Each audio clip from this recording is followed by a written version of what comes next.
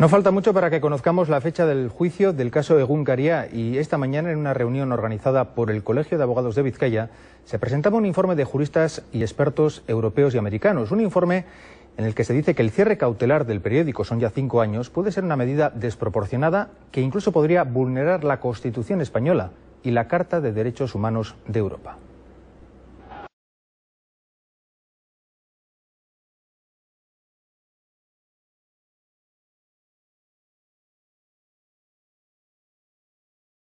Creo que ahí hay un problema.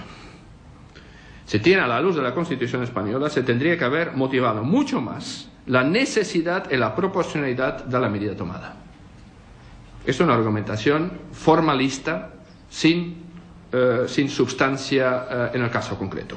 Creo que ahí hay posible conflicto con la Constitución. Se ha vulnerado, por tanto, el artículo 20, el relativo a la libertad de expresión, pero también la Convención Europea de Derechos Humanos. Entonces creo que aquí hay bastante posibilidad de posible violación de la Convención Europea de Derechos Humanos, sobre todo, creo, del artículo 10. Ese artículo es nuevamente el referente a la libertad de expresión. Estas son algunas de las conclusiones a las que han llegado hoy abogados y juristas en la jornada organizada por el Colegio de Abogados de Vizcaya, un acto en el que también han estado presentes imputados en el caso. 12 personas están imputadas en el caso Egunkaria. Se llevarán a cabo 2 juicios y ambos, al parecer, están a punto de celebrarse.